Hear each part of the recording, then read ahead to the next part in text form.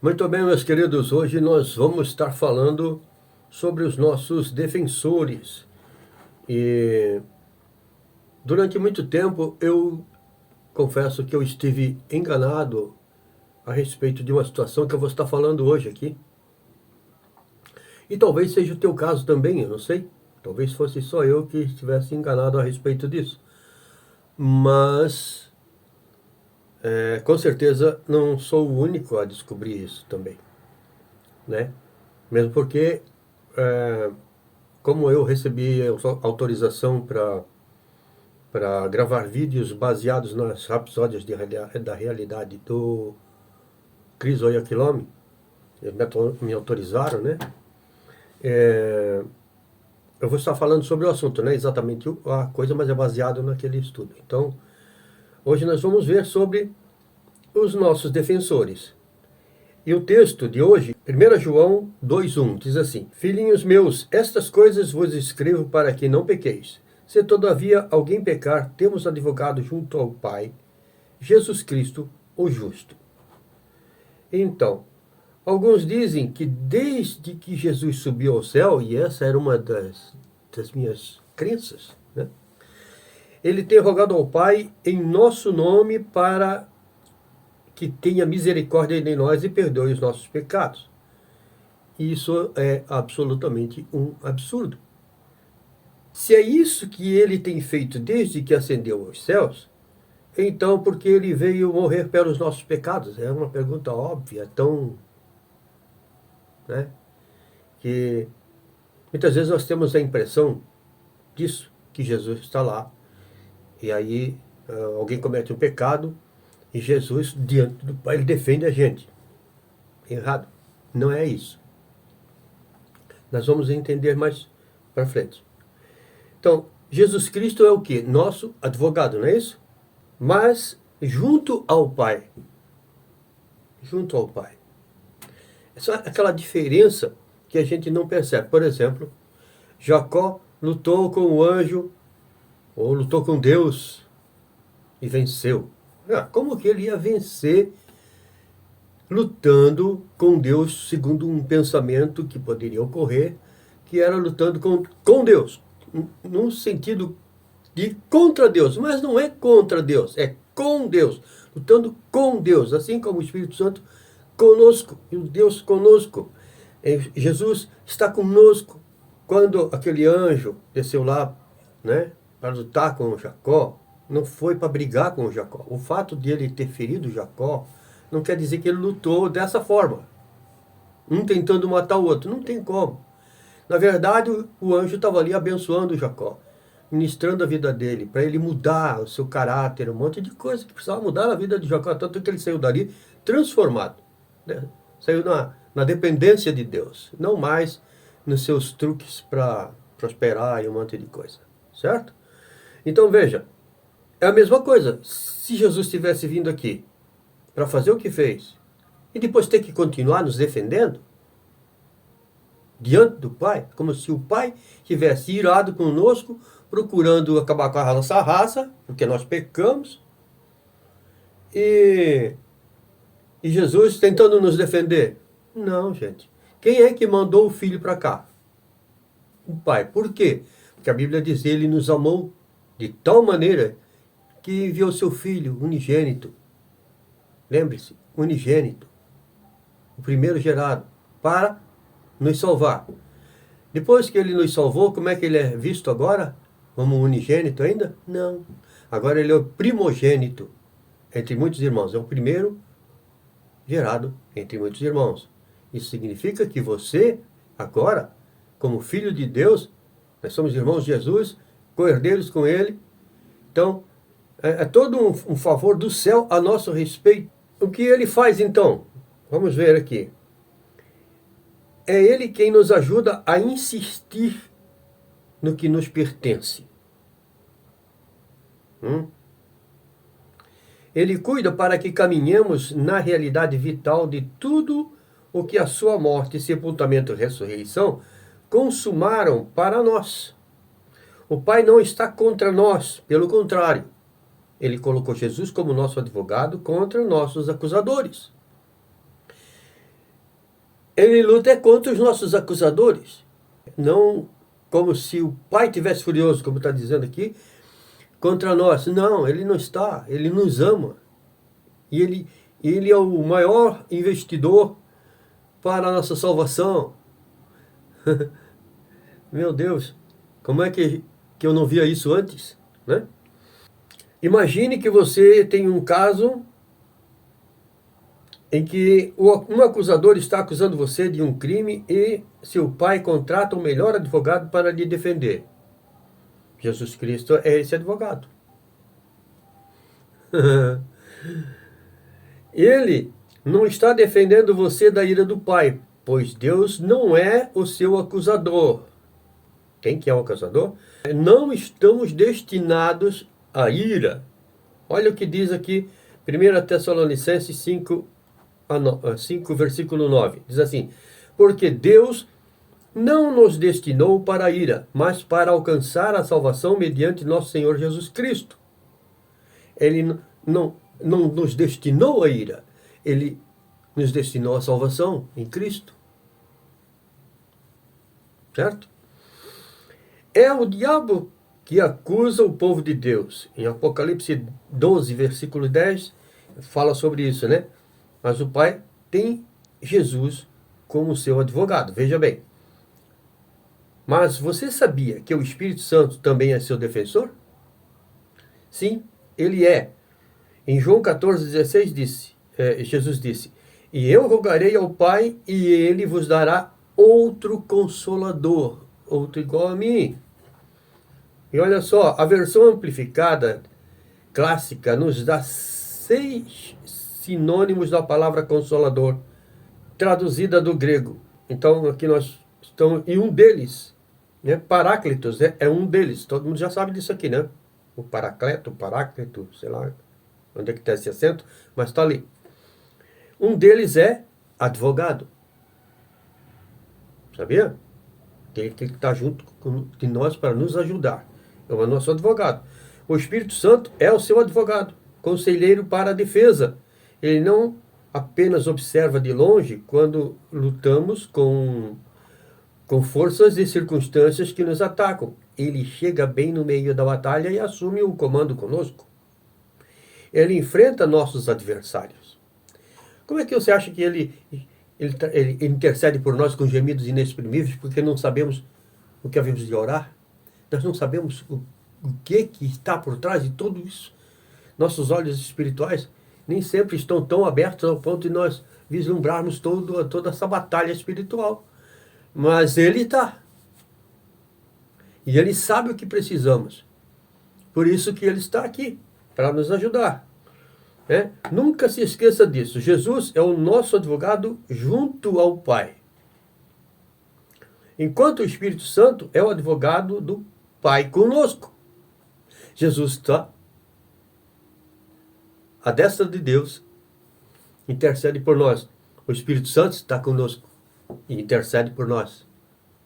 Então nós temos a graça nos agraciou com tanta coisa. O Senhor nos agraciou com tantas bênçãos que é uma coisa assim impressionante. Muito, muito gloriosa, muito fantástico isso aqui. Portanto, há um advogado no céu e outro aqui na terra. E nós, portanto, há um advogado no céu e outro aqui na terra, em nós e conosco. Como podemos perder qualquer batalha que vem contra nós? Se nos firmamos aqui, nós temos a vitória. Deus não perde batalha para ninguém. Como poderíamos estar em desvantagem? É impossível. Como que a gente vai estar em desvantagem diante do inimigo? Muitas pessoas dizem, o diabo se levantou.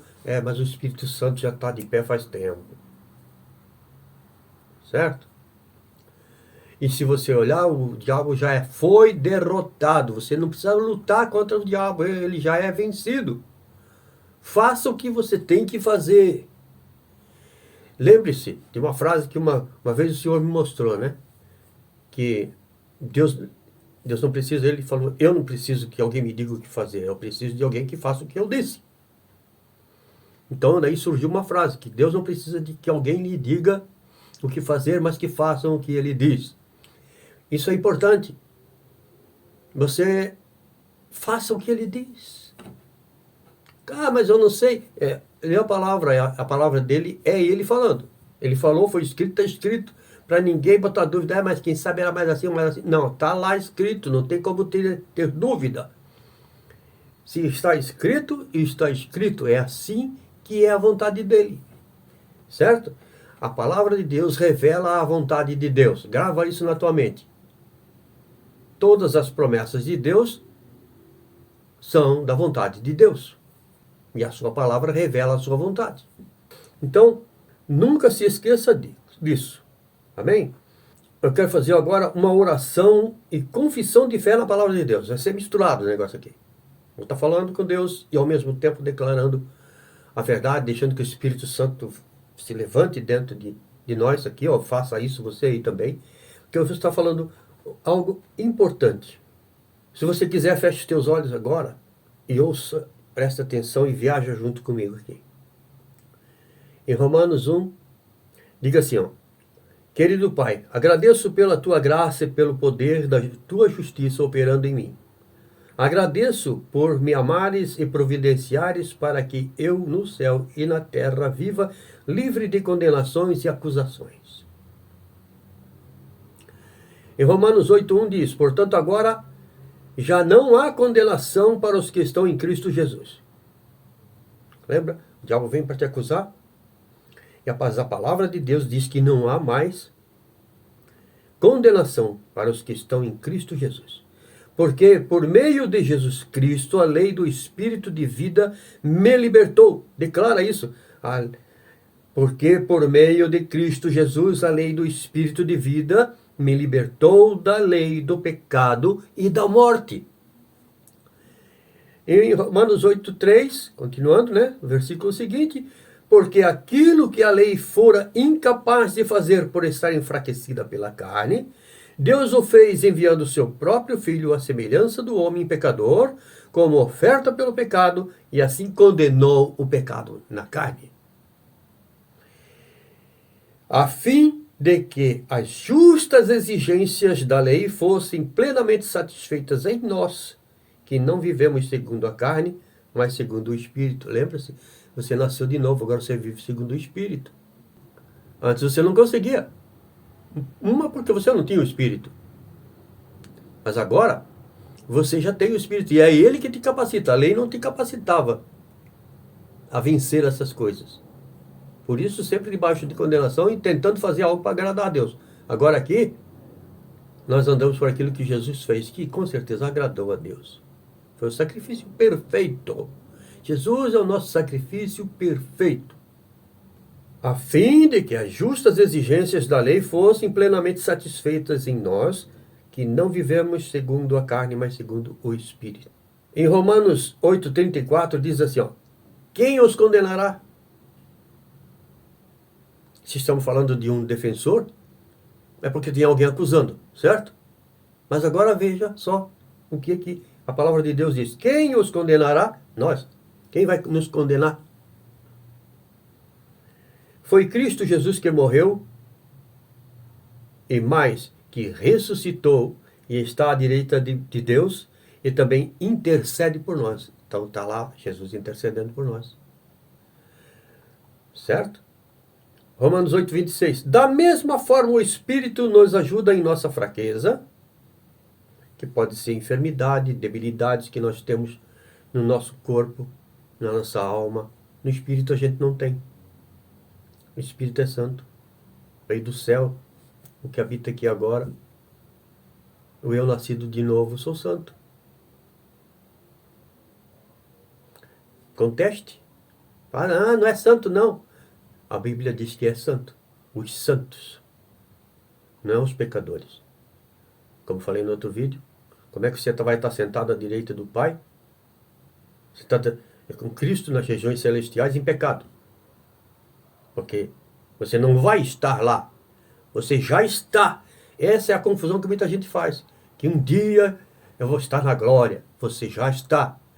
Você está esperando apenas a transformação desse corpo na vinda de Jesus Cristo. para então teu corpo também estar lá. Por enquanto está aqui. Mas ele está aqui também e estamos lá em espírito. E agora, isso nos dá uma vantagem tremenda. Muito grande. Então, da mesma forma, o Espírito nos ajuda na nossa fraqueza, pois não sabemos como orar, mas o próprio Espírito intercede. Viu? O próprio Espírito intercede por nós com gemidos inexprimíveis. E aquele que sonda os corações conhece a intenção do Espírito. Porque o Espírito intercede pelos santos, viu? Pelos santos. Grava bem isso. De acordo com a vontade de Deus. Não é pelos pecadores, é pelos santos, porque ele está aqui intercedendo por nós. E os pecadores? Essa é outra história. Calma aí. Então o Espírito intercede pelos santos de acordo com a vontade de Deus. Quando ele está intercedendo, né? E nós estamos aqui agradecendo a Deus por isso, por esse intercessor fazer isso por nós, conosco e por nós, orando de acordo com a vontade de Deus. É o melhor intercessor que possa existir. Você pode pedir para uma igreja inteira orar por você. Ele não vai orar igual o Espírito Santo ora. É bom que ele ore, porque vão declarar a palavra sobre a tua vida, a bênção de Deus. Mas o Espírito Santo vai ter que estar agindo na boca dessas pessoas também, para que a bênção realmente seja impetrada na tua vida de tal forma que você só tenha vitória. Em nome de Jesus. Sabemos que Deus age em todas as coisas para o bem. Tá? Deus não é um Deus irado contra nós. Ele nos ama. O diabo quer que você acredita que Deus é aquele velhinho com aquele porrete na mão esperando você fazer uma bobagem para ele, em você, né? Não. Ele, como diz aqui, sabemos que Deus age em todas as coisas para o bem daqueles que o amam. Você ama Deus? Então, dos que foram chamados de acordo com o seu propósito. Deus tem um propósito e você foi chamado para um propósito. Então siga no propósito. Que diremos, pois, diante dessas coisas?